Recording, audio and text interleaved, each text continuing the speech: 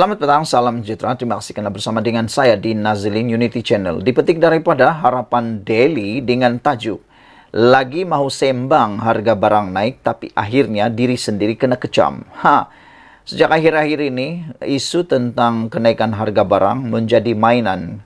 Ialah kan ianya berlaku bersamaan dengan kempen PRN yang panas sekarang ini. Jadi apa-apa saja isu akan digunakan, termasuk oleh penyokong, termasuk juga oleh calon. Tetapi satu penyokong ini telah melakukan kesilapan besar apabila sembang harga barang naik, tapi akhirnya dia sendiri yang kena kecam. Jadi selepas ini agak-agaklah kalau nak cuba mengecam kononnya harga barang naik, jangan pula sampai diri sendiri kena kecam. Yang terkini ada juga saya nampak dalam satu gambar, beliau kata harga barang naik tapi kena kecam kerana dalam gelonggokan barang itu ada terikut barangan yaitu Nutella. Nutella itu ialah barangan yang sangat kayangan kata netizen kerana harganya mahal. Siapa suruh beli barang begitu mahal, kata mereka. Kan ada barangan tempatan, kata netizen. Belilah barangan tempatan yang harga RM2, RM3, RM4, RM5. Kenapa beli Nutella, kata mereka. Apa pendapat kamu semua? Tapi isu kali ini ialah seorang individu yang mulanya mahu menunjukkan harga barang naik sehingga lebih 70% menjadi tular apabila hanya menjadi bahan kecaman dan sindiran orang ramai. Gagal untuk membezakan senarai barangan yang dalam kawalan kerajaan, pengguna Twitter yaitu Syafiq Zikri mempersoalkan kenaikan harga 2 set hidangan KFC. Harga KFC paling drastik naik harga, katanya. Sehubungan itu, warga maya menasihatkan orang muda itu supaya tahu untuk membezakan antara keperluan dan kehendak. Tidak kurang juga yang menyindir supaya wujud rasa sedar diri untuk tidak mengikut tembolok T20 ketika realitinya terperosok dalam golongan B40. Papak kedana tapi tembolok T20. Hang kederah KFC itu hari-hari kata mereka. KFC itu makanan asas kah? Nila dia bangsa hat tak erti beza, kata seorang lagi. Dah tak berduit, buatlah cara tak berduit. Pas apa, kata mereka, pas apa nak mencekik KFC tiap-tiap hari? Demikian antara reaksi warga maya. Saudara-saudara sekalian, ini memang betul-betul kena di batang sendiri, hidung sendirilah kan. Gara-gara netizen cuba mahu memalukan kerajaan atau cuba mahu mempersoalkan harga yang naik ini. Dia kata naik harga KFC, tapi netizen yang lain kata bezakan antara kehendak dan keperluan.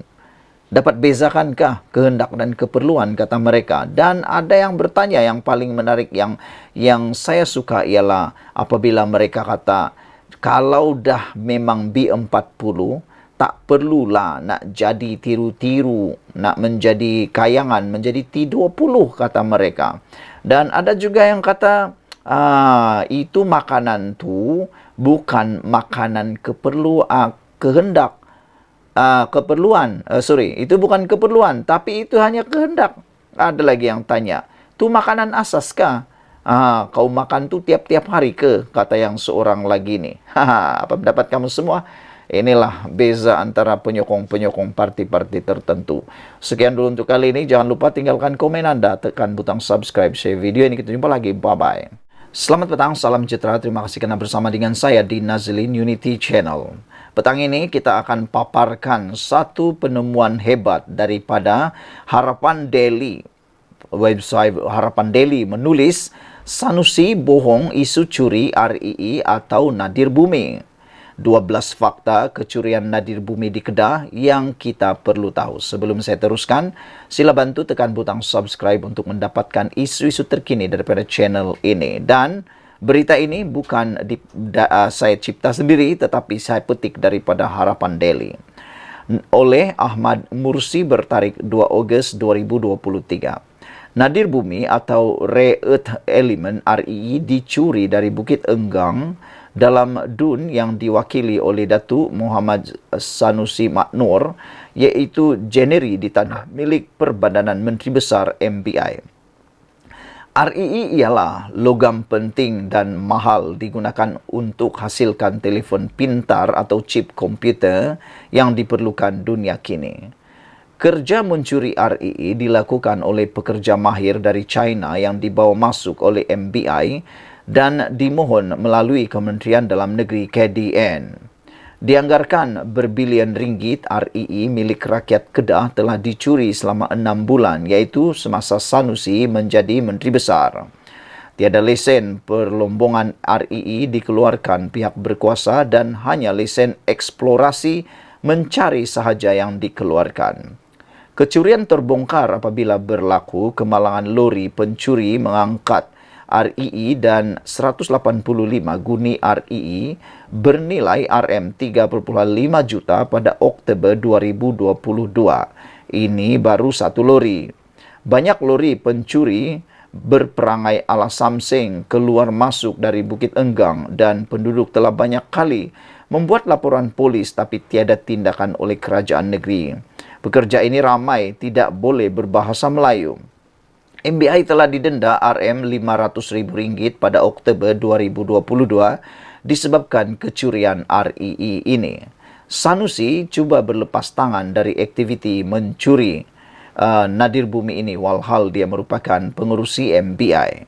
MBI adalah setara dengan batang tubuh Menteri Besar, malah Menteri Besar boleh buat keputusan berkaitan MBI tanpa terikat kepada Lembaga Penasihat atau Majlis Mesyuarat Kerajaan MMK.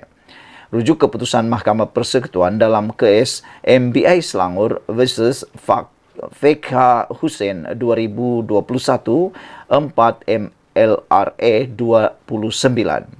Terdapat 4 sekatan masuk ke tanah MBI dan lori pencuri REE lepasi ke semua 4 sekatan itu untuk seludup REE ke pelabuhan. Kalau tiada komplot, tak mungkin lepas. 52 lelaki ditahan dalam serbuan dibuat pada Februari 2023 oleh polis, Jabatan Mineral, Jabatan Hutan, Pejabat Tanah, Peralatan dan Mesin dirampas. CEO MBI, pegawai kanan MB dan seorang pengarah syarikat telah ditahan pada Julai 2023 berhubung rasuah dan salah guna kuasa dalam perlombongan REE dengan jumlah rasuah didakwa melibatkan RM13 juta. Perlombongan secara haram didakwa mendapat perlindungan pihak berkuasa sejak tahun 2020. Saudara-saudara sekalian, ini memang satu perkara yang paling menarik sekali. Apabila tajuk utama, Sanusi bohong isu curi REE atau nadir bumi. 12 fakta kecurian nadir bumi di Kedah yang kita perlu tahu ditulis oleh Ahmad Mursi dipetik daripada Harapan Daily. Saudara-saudara sekalian, menurut daripada gambar yang dipaparkan ini, Sanusi dakwa perjanjian MBI warga China So Loi Fat sebelum ini jadi Menteri Besar dan sebelum dia jadi Menteri Besar dan 30 juta telah dibelanjakan perlombongan REE. Fakta sebenar, perjanjian dibuat pada Disember 2022 dan hanya untuk eksplorasi, mencari dan bukannya melombong. Tidak berbangkit hal perlombongan REE dalam kerajaan sebelum ini. Sekian dulu untuk kali ini. Jangan lupa kamu tinggalkan komen anda, tekan butang subscribe dan share video ini. Semoga dengan pendedahan 12 fakta menarik kecurian nadir bumi di Kedah yang kita perlu tahu ini dapat membuka minda anda semua. Kita jumpa lagi. Bye-bye. Selamat petang, salam sejahtera. Terima kasih kerana bersama dengan saya di Nazilin Unity Channel. Ini kenyataan paling panas sekali hari ini dipetik daripada berita Malaysia kini. Apabila Menteri Dalam Negeri Malaysia iaitu Saifuddin Nasution Ismail menuduh pengerusi Perikatan Nasional Muhyiddin Yassin tidak menghormati nasihat Majlis Raja-Raja supaya mengelak daripada mempolitikkan penggunaan kalimah Allah. Dengan itu, menurut Saifuddin lagi, percayalah orang macam Muhyiddin tidak akan dihormati rakyat. Ini semua gara-gara menurut Saifuddin, tindakan Muhyiddin tidak menghormati nasihat dan titah Majelis Raja-Raja. Apa pendapat kamu semua tentang isu dan juga tajuk utama berita di Malaysia kini ini? Apabila Saifuddin kata, percayalah orang macam Muhyiddin tidak akan hormati rakyat. Merujuk ucapan bekas Perdana Menteri itu pada ceramahnya Ahad lalu yang mendakwa bahawa keputusan kerajaan menggugurkan rayuan kes Jill Island membuktikan ia bersetuju dengan mahkamah bahawa orang Kristian boleh menggunakan kalimah Allah. Katanya, Muhyiddin jelas melanggar larangan menyentuh isu berkaitan 3R, iaitu kaum, agama dan institusi diraja, kata Saifuddin lagi. Nasihat Majlis Raja-Raja adalah isu ini berkaitan kalimah Allah tidak lagi dimainkan dan tidak boleh dipolitikkan. Kedegilan Muhyiddin adalah satu yang amat dikesali. Terus memainkan isu 3R di sebalik nasihat Raja-Raja Melayu, kata Saifuddin. Kalau sebagai pemimpin politik Melayu Islam tidak boleh menghormati nasihat Raja-Raja, percayalah, orang macam ini tidak akan menghormati sama sekali rakyatnya sendiri. Katanya dipetik oleh portal berita harian pada sidang media di Pejabat PKR Kedah di Alor Setar hari ini. Saifuddin juga berkata, Muhyiddin gagal menghormati keputusan yang dibuat oleh kabinet yang dianggotainya semasa Dr. Mahathir Mohamad mengetuai pentadbiran Pakatan Harapan yang memutuskan kerajaan membuat penyelesaian luar mahkamah. Semasa Muhyiddin dan saya sebagai anggota Jemaah Menteri 2018 di bawah pimpinan Dr. Mahathir, Kabinet buat keputusan kes-kes yang sedang dibicarakan di mahkamah berkait isu tersebut dibuat secara penyelesaian luar mahkamah. Keputusannya diusahakan secara berunding di antara kerajaan dengan pihak yang membawa kes ke mahkamah. Malangnya Muhyiddin tidak hormati keputusan itu dan tidak berbuat apa-apa, katanya lagi. Dalam ucapannya, Muhyiddin menjadikan DAP sebagai sasaran, sama seperti yang lazim dilakukan oleh Perikatan Nasional dan Mahathir, dengan mendakwa parti itu memanipulasikan Anwar. Saudara tahu siapa yang sebabkan Anwar buat keputusan itu? Dia adalah Anwar Ibrahim, tapi di sebalik Anwar adalah anggota-anggota parti DAP yang saya tahu waktu saya jadi Menteri Dalam Negeri pun mendesak untuk tidak merayu kes Island, kata Muhyiddin. Susulan dakwaan Muhyiddin itu, DAP kemudian membuat laporan polis terhadap Muhyiddin kerana memainkan isu 3R. Ini bukan kali pertama Muhyiddin menggunakan subjek ini untuk meyakinkan pengundi Melayu Islam supaya menjauhi Pakatan Harapan. Menjelang PRU 15, Muhyiddin mengaitkan PH dengan kumpulan Yahudi dan Kristian yang didakwanya cuba mengambil alih Malaysia.